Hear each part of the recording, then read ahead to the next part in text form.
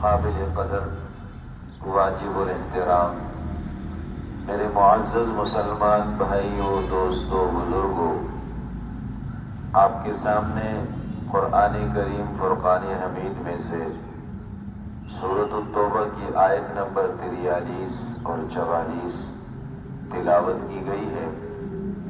اللہ رب العزت سے دعا ہے کہ اللہ رب العزت ان آیات کی روشنی میں مجھے صحیح کہنے کی، صحیح سمجھانے کی، اور اس کے بعد ہم تمام لوگوں کو ان باتوں پر عمل کرنے کی توفیق مرحمت فرمائے۔ واجب الاحترام بزرگوں اور دوستوں،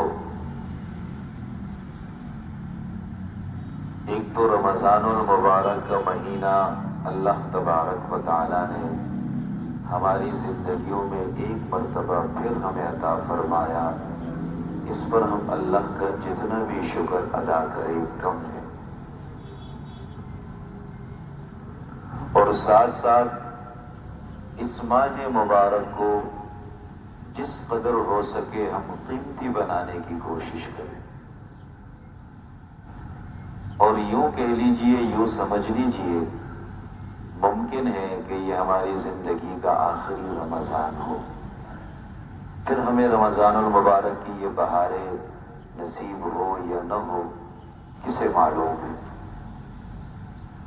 بہت سے لوگ جو گزشتہ رمضان میں ہمارے ساتھ تھے، ہمارے اس مسجد کے نمازیوں میں سے تھے، جناب یعقوب احمد باوڑہ صاحب، جو حضرت مولانا حسین احمد مدنی رحمت اللہ علیہ کی صحبت یافتہ تھے، 100 سال آپ کی عمر تھی، ہمارے اس مسجد کے سب سے عمر رسیدہ ساتھیوں میں سے تھے، صف اول کے نمازیوں میں سے تھے۔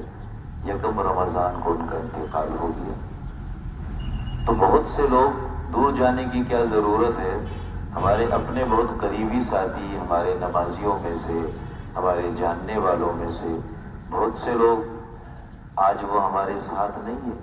کل تک وہ ہمارے ساتھ تھے، گزشتہ رمضان میں وہ ہمارے ساتھ تھے، اس رمضان میں ہمارے ساتھ نہیں ہے۔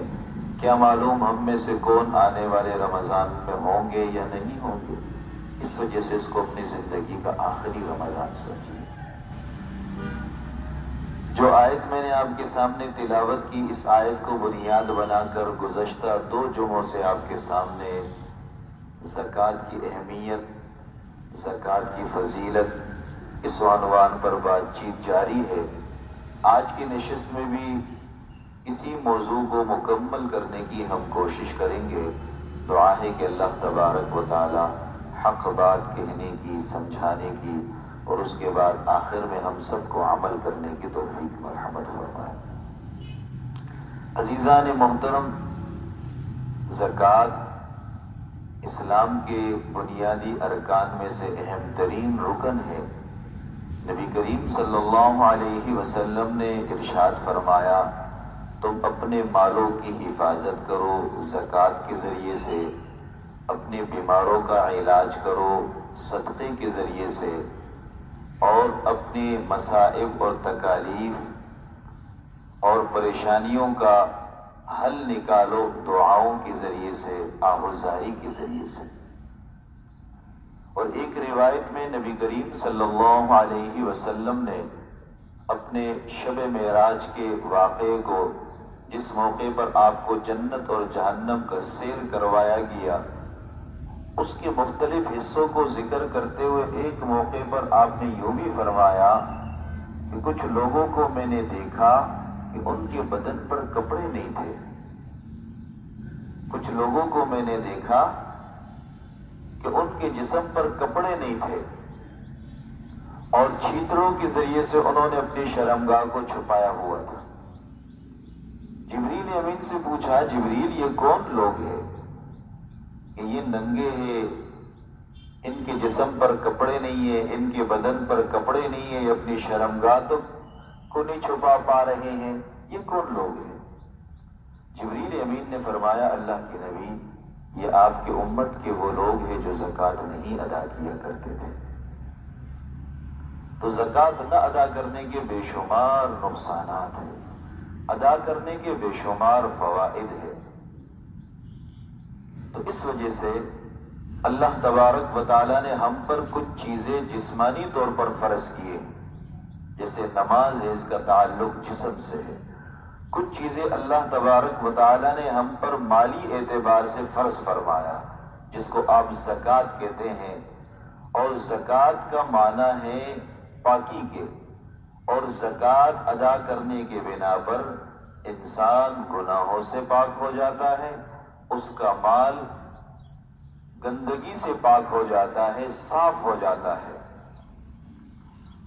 جس طرح کسی انسان کے جسم پر میل لگ جائے، میل جم جائے، یا اس کے کپڑوں پر میل ہو، دبے ہو، اس کے کپڑوں کو کوئی اور دھو لے، اس کو صاف کر دے، اس سے انسان خوش ہو جاتا ہے۔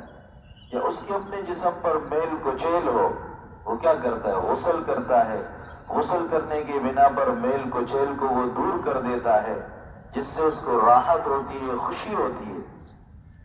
اسی طرح زکوٰۃ کی ادائیگی سے مال صاف ہو جاتا ہے، پاک ہو جاتا ہے، اور جس طرح خوش دلی سے ہم غسل کرتے ہیں، اپنے جسم کو پاک کرتے ہیں، اسی طرح خوش دلی کے ساتھ زکوٰۃ بھی ادا کریں تاکہ ہمارا مال پاک ہو جائے، دل پر بوجھ نہ ہو کہ یار اتنے سارے پیسے ایک ساتھ ہم نے دے دیے، دل پر بوجھ نہ ہو، بلکہ فرحت ہو، خوشی ہو کہ ان تھوڑے سے پیسوں کی برکت سے اللہ نے ہمارے مال کو اور ہم کو پاک کر دیا۔ اب اللہ تبارک و تعالیٰ نے ہم سے 2.5% کا مطالبہ کیا، 97.5% تو ہمارے پاس ہے۔ عزیزان محترم، سب کچھ دیا ہوا اللہ کا ہے، اگر وہ کل کے کل کا مطالبہ بھی کر لے تو بھی ہمیں دے دینا چاہیے، لیکن اللہ ہماری کمزوریوں سے واقف ہے، اس وجہ سے ہم پر بڑی آسانی اور نرمی والا معاملہ کر دیا کہ 2.5% مجھے دے دو، 97.5% تمہارے۔ تو اللہ نے کتنی سہولت والا معاملہ کیا، تو ہمیں خوش دلی کے ساتھ زکوٰۃ کی ادائیگی کرنی چاہیے۔ زکوٰۃ کے معاملے میں کچھ بنیادی باتیں ہیں، اگر ان بنیادی باتوں کو ہم سمجھ لیں گے تو ہمارے لیے زکوٰۃ کے مسائل کا سمجھنا آسان ہو جائے گا۔ یوں کہہ لیجئے زکوٰۃ کے 5 مراحل ہیں۔ اب وہ 5 مراحل کون کون سے ہیں، وہ بنیادی باتیں کون کون سی ہیں؟ نمبر 1، کن لوگوں پر زکوٰۃ واجب ہے، اس کو جاننا ضروری ہے۔ پہلا مرحلہ، کن لوگوں پر زکوٰۃ واجب ہے۔ دوسرا مرحلہ، کس مال پر، کس قسم کے اموال پر زکوٰۃ واجب ہے۔ تیسرا مرحلہ، کن شرطوں کے ساتھ زکوٰۃ واجب ہے۔ چوتھا مرحلہ، طریقہ کار کیا ہوگا زکوٰۃ کا، کس طریقے سے ہم زکوٰۃ ادا کریں۔ اور 5واں مرحلہ، کن لوگوں کو ہم زکوٰۃ دیں، مصارف زکوٰۃ کون کون سے لوگ ہیں۔ اب میں ایک ایک پر تفصیلاً روشنی ڈالنے کی کوشش کروں گا۔ پہلا مرحلہ کہ کن لوگوں پر زکوٰۃ واجب ہے، اس کی کچھ تفصیلات تو گزشتہ جمعے میں آپ کے سامنے عرض کر چکا ہوں، کچھ مزید تفصیلات آج کی نشست میں آپ کے سامنے عرض کرتا چلوں۔ سوال یہ ہے کن لوگوں پر زکوٰۃ واجب ہے، تو عزیزان محترم جواب سن لیجئے۔ عاقل پر، بالغ پر، مسلمان پر، صاحب نصاب پر، اور جس پر سال گزر جائے اس پر زکوٰۃ واجب ہے۔ عاقل پر، بالغ پر، مسلمان پر، صاحب نصاب پر، اور اس صاحب نصاب پر سال بھی گزر جائے اس پر زکوٰۃ واجب ہے۔ اب مزید اس کی تشریح کرتا چلوں۔ پہلی بات آپ نے یہ کہا عاقل، یعنی جو عقلی لحاظ سے صحت مند ہو، عقلی لحاظ سے وہ فٹ ہو، صحت مند ہو، پاگل، دیوانہ، مجنون نہ ہو، تو زکوٰۃ کی ادائیگی کے لیے پہلی شرط عاقل ہونا، دماغی طور پر وہ صحت مند ہو۔ بعض بچے اپاہج ہوتے ہیں دماغی طور پر، دماغی طور پر ان کا دماغ صحیح کام نہیں کرتا، وہ دماغی طور پر معذور ہوتے ہیں، اب اگر ایسے معذور بچے ہیں جو اپاہج ہے اور والد نے اس اپاہج بچے کے لیے کچھ پیسے مختص کر لیے، چاہے وہ 1 کروڑ روپے ہو، چاہے وہ 50 لاکھ روپے ہو، چاہے وہ 50,000 روپے ہو، کچھ پیسے اپاہج بچے کے لیے والد نے مختص کر لیے، یا والد نے اپنے اپاہج بچے کے لیے جو عاقل نہیں ہے، ذہنی طور پر دماغی طور پر ٹھیک نہیں ہے، اس کے لیے کچھ جائیداد خرید لی ہے، تو اب وہ جو اپاہج بچہ ہے جو دماغی طور پر معذور ہے، چاہے والد نے اس کے لیے کروڑ روپے مختص کر لیے ہوں، 50 لاکھ روپے مختص کر لیے ہوں، 50,000 روپے مختص کر لیے ہوں، قیمتی زمین یا قیمتی فلیٹ یا قیمتی گھر اس کے لیے مختص کر لیا ہو، تو اس بچے پر اور اس مال پر زکوٰۃ واجب نہیں ہے، کیونکہ زکوٰۃ کے واجب ہونے کے لیے پہلی شرط عاقل ہونا، دماغی طور پر مکمل صحت مند اور فٹ ہونا۔ یہ بچہ تو دماغی طور پر فٹ ہی نہیں ہے، یہ عاقل ہی نہیں ہے، یہ تو معذور ہے، مجنون ہے، دیوانہ ہے، پاگل ہے۔ اب اس کی جتنی بھی دولت ہے، چاہے اس کے اپنے پاس ہو یا اس کے والد نے اس کے لیے خاص کر دیا ہو، اس بچے پر جو عاقل نہ ہو، دماغی طور پر معذور ہو، اس بچے پر کسی بھی قسم کا زکوٰۃ واجب نہیں ہے۔ اور عمومی طور پر ایسے بچوں کے لیے والدین خاص کر دیتے ہیں تاکہ ان کا مستقبل بہتر ہو جائے، زندگی وہ اچھی گزار سکے، اس مقصد کے لیے والدین ایسے بچوں پر خصوصی توجہ دیتے ہیں۔ تو ایسے بچوں پر کوئی زکوٰۃ لازم نہیں ہے، کیونکہ پہلی شرط ہے عاقل ہونا۔ یہ تو عاقل نہیں ہے، یہ دماغی طور پر تو فٹ نہیں ہے، لہذا ایسے بچہ جو مجنون ہو، دیوانہ ہو، عاقل نہ ہو، دماغی طور پر فٹ نہ ہو، ایسے بچے کے رقم پر، اس کی مالیت پر، اس کے جائیداد پر کسی بھی قسم کی زکوٰۃ لازم نہیں ہے۔ آپ نے کہا زکوٰۃ کس پر لازم ہے؟ پہلی شرط عاقل ہونا، دوسری شرط بالغ ہونا۔ اب ایک بچہ نابالغ ہے، والد نے اس کے لیے کچھ پیسے خاص کر دیے، مختص کر دیے، جائیداد خاص کر دیے، تو ایسے بچے پر بھی زکوٰۃ لازم نہیں ہے جو ابھی نابالغ ہو، چاہے وہ لڑکا ہو یا لڑکی ہو۔ عمومی طور پر ہمارے ہاں بچیوں کے لیے جو ابھی نابالغ ہوتی ہیں، ان کے لیے سونے، جواہرات، قیمتی چیزیں خاص کر دی جاتی ہے۔ اگر آپ والدین نے اپنے اس بچی کے لیے جو ابھی نابالغ ہے، بالغ نہیں ہوئی ہے، اس کے لیے سونا خاص کر دیا، چاندی خاص کر دیا، کوئی پیسے خاص کر دیے، مختص کر دیے، ایسے بچی پر، ایسے بچے پر زکوٰۃ لازم نہیں ہے، کیونکہ زکوٰۃ کے شرائط میں سے بالغ ہونا ہے۔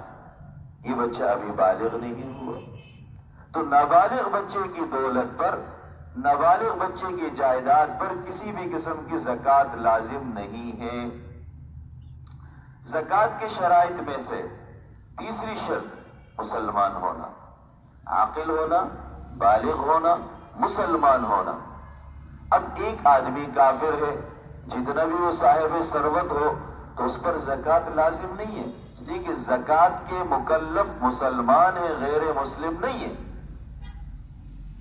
لیکن اگر ایسی صورتحال ہے کہ ایک غیر مسلم شخص ہے، صاحب ثروت ہے، بہت زیادہ دولت مند ہے، اور اس نے اسلام کو قبول کر لیا، اب اسلام قبول کرنے کے بنا پر فوری طور پر اس پر زکوٰۃ لازم نہیں ہے۔ ہاں، اسلام قبول کرنے کے بعد اس پر سال گزر جائے تو اس مسلمان پر جو ابھی نو مسلم ہے، جو پہلے غیر مسلم تھا، اب مسلمان کے دائرے میں، مسلمانوں کے صفوں میں شامل ہو گیا، اب سال گزرنے کے بعد اس پر زکوٰۃ لازم ہے۔ اب اس کے زمانہ کفر کے جو جتنے بھی سال ہو، 10 سال ہو، 20 سال گزر گئے، اس کے پاس مال تھا، اس پر کسی بھی قسم کی زکوٰۃ لازم نہیں ہے، کیونکہ تیسری شرط مسلمان ہونا ہے۔ تو لہذا تیسری شرط مسلمان ہونا، اور اسی طرح چوتھی شرط صاحب نصاب ہونا۔ اب صاحب نصاب، اس کی تفصیلات گزشتہ جمعے میں آپ کے سامنے عرض کر چکا ہوں۔ 52.5 تولہ چاندی اس کے پاس ہو، یا اس کی قیمت کے بقدر پیسے رقم اس کے پاس موجود ہو، مال تجارت اس کے پاس موجود ہو، تو اس پر زکوٰۃ لازم ہے۔ اگر صاحب نصاب نہیں ہے، شریعت نے جس پیسوں جس نصاب کے بنا پر جس مقدار کے بنا پر زکوٰۃ کو اس پر لازم کیا، وہ مقدار اگر اس کے پاس نہیں ہے اس پر زکوٰۃ لازم نہیں ہے۔ اسی طرح 7.5 تولہ سونا اگر سونا اس کے پاس موجود ہو، اور 5ویں شرط حولان حول، یعنی ایک آدمی صاحب نصاب تو ہے، اس کے پاس 52.5 تولہ چاندی ہے یا 7.5 تولہ سونا موجود ہے یا مال تجارت موجود ہے، لیکن سال نہیں گزرا۔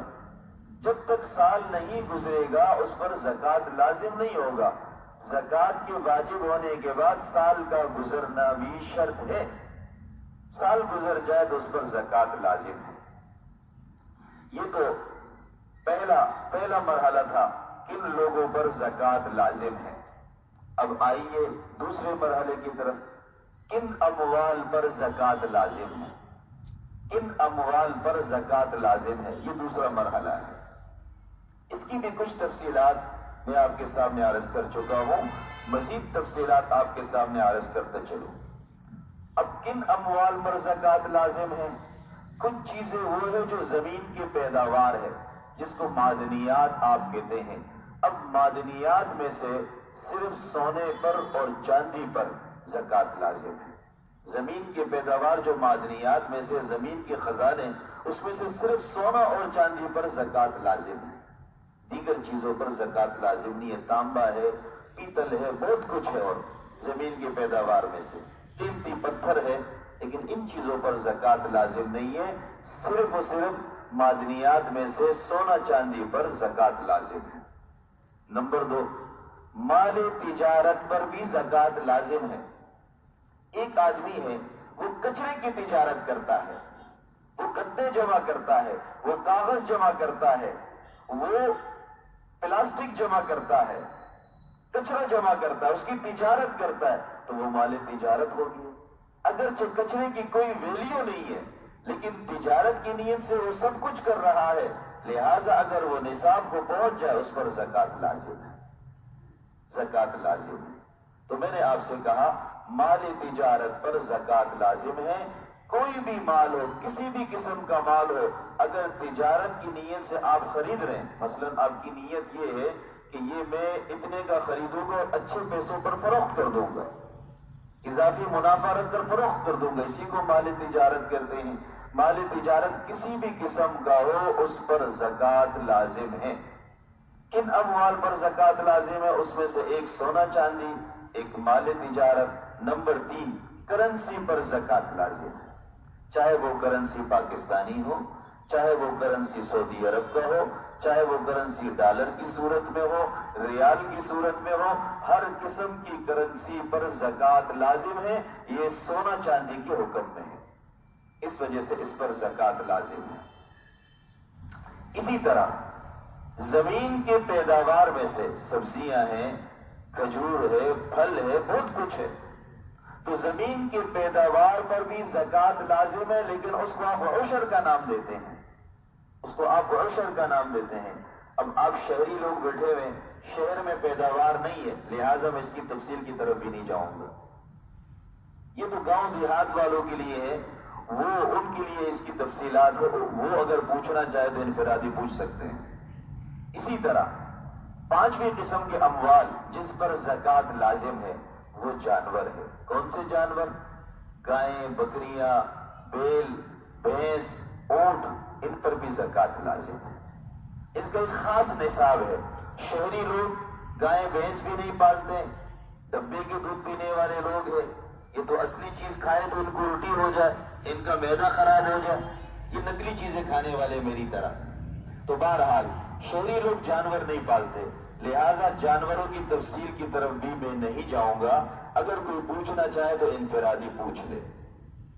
زکوٰۃ کے لیے ایک شرط یہ ہے، مل کے دام ہو، جو چیز آپ کے پاس ہے وہ آپ کی ملکیت میں ہو، آپ اس پر تصرف کر سکے، اس کو خرچ کر سکے، اس کو آگے پیچھے کر سکے، مل کے دام اس کو کہتے ہیں۔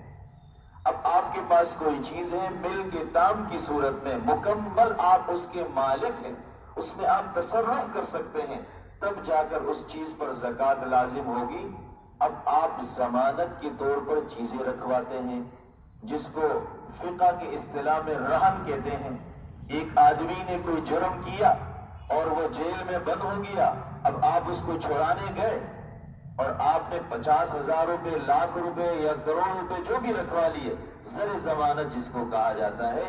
ابھی جو زر ضمانت کے پیسے ہیں یہ آپ کی ملکیت میں تو نہیں ہے، یہ تو کورٹ کی ملکیت میں ہے فی الحال۔ جب کیس ختم ہوگا، معاملات ختم ہوں گے، پھر وہ واپس کرے نہ کرے وہ ان کے معاملات ہے۔ لہٰذا اب زر ضمانت کے طور پر جو آپ پیسے رکھواتے ہیں کورٹ میں، عدالت میں، اسی طرح تھانوں میں یا کسی بھی ادارے میں، اس پر زکوٰۃ لازم نہیں ہے، اس لیے کہ اس میں ملکیت تام نہیں ہے، اس میں ملکیت تام نہیں ہے۔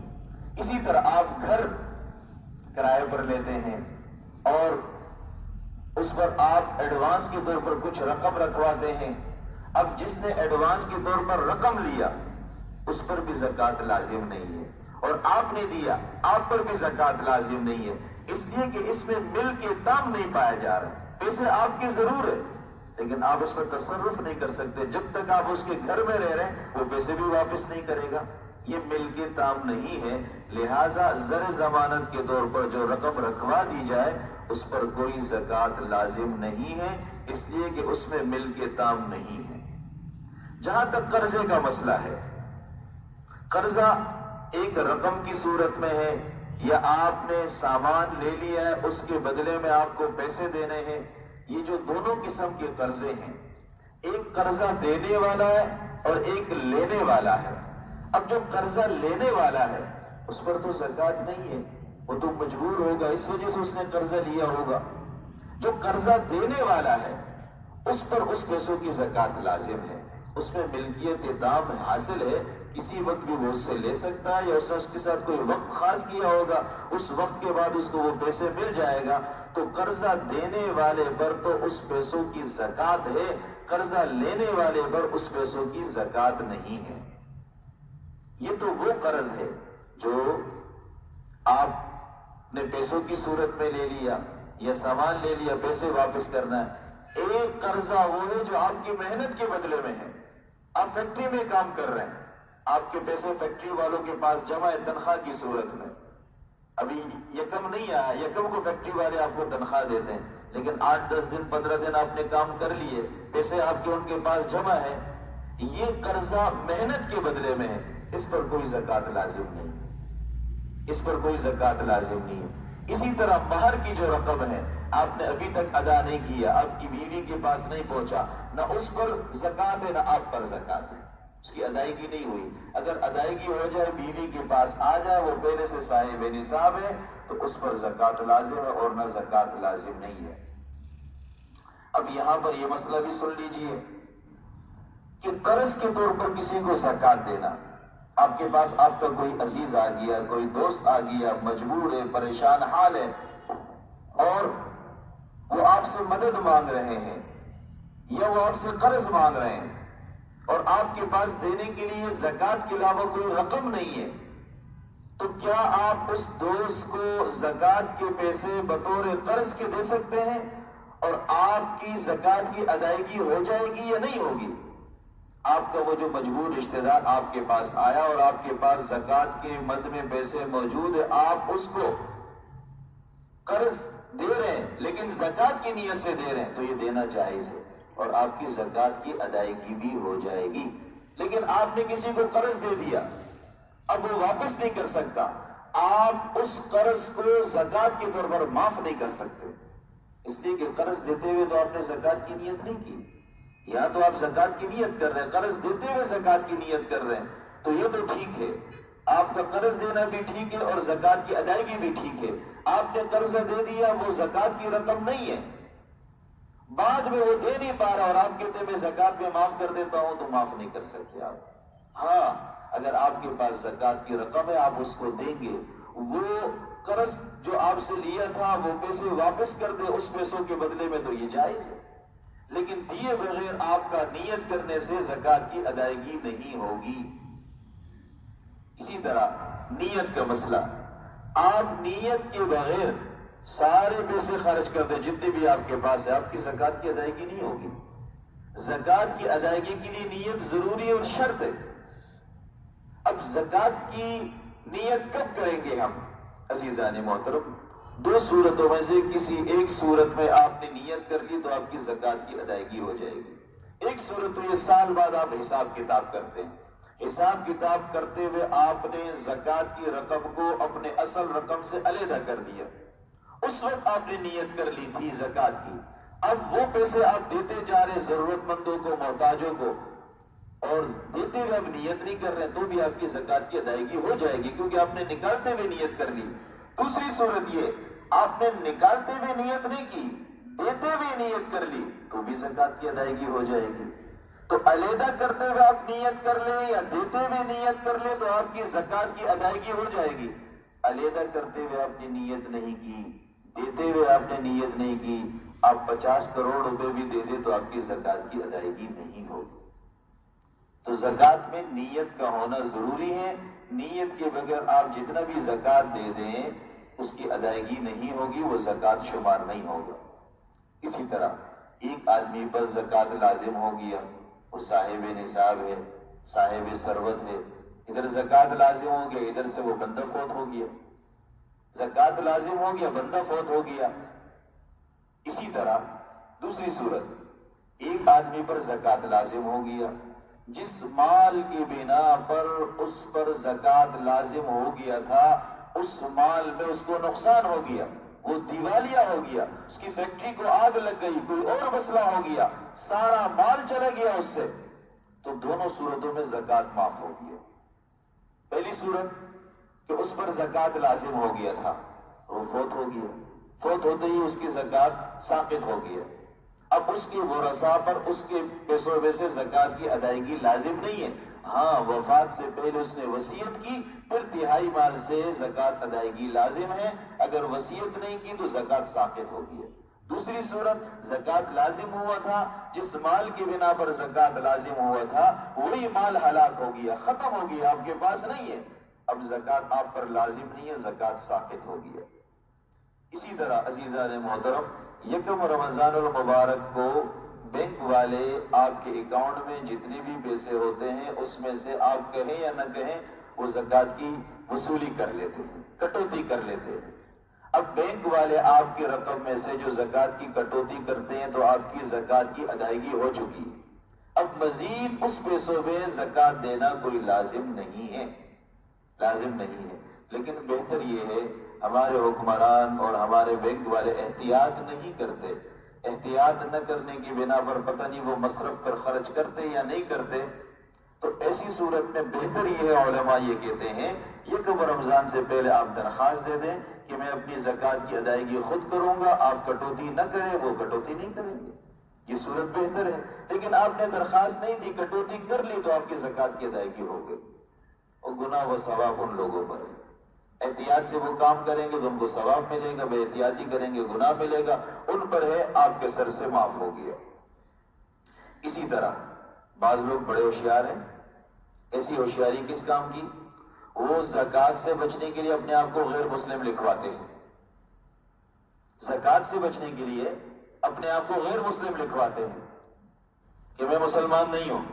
کتنی افسوس کی بات ہے، زکات سے بچنے کے لیے آپ نے اپنے آپ کو غیر مسلم لکھوایا، یہ ڈبل کفر ہے، یہ ڈبل کفر ہے۔ ایک تو آپ کافر ہو گئے لکھوانے سے، دوسرا آپ نے گویا کہ زکات کا انکار کیا، یہ بھی کفر ہے۔ تو تھوڑے سے پیسوں سے بچنے کے لیے آپ اپنے آپ کو کافر کیوں لکھوا رہے ہیں؟ اللہ نے آپ کو مسلمان بنایا ہے، اس پر آپ کو فخر ہونا چاہیے۔ ہمارے پاس سب سے بڑی نعمت اور دولت ایمان ہے، یہی تو آس ہے آخرت میں، اس کے علاوہ ہمارے پاس کیا ہے؟ کچھ بھی نہیں ہے۔ جو ہے اس میں بھی ہم غلط بیانی سے کام لیں تو اپنے آپ کو زکات سے بچنے کے لیے غیر مسلم لکھوانا یہ کفر ہے، ڈبل کفر ہے۔ اگر کسی نے ایسا کیا اس کا نکاح بھی فاسد ہو گیا، وہ تجدید نکاح کرے کسی مولوی صاحب کے پاس جا کر، بہرحال ایسا کرنا یہ کفر ہے، ٹھیک نہیں ہے۔ بقیہ مسائل انشاءاللہ آئندہ جمعے یا پھر کبھی زندگی رہی، وآخر دعوانا ان الحمدللہ رب العالمین۔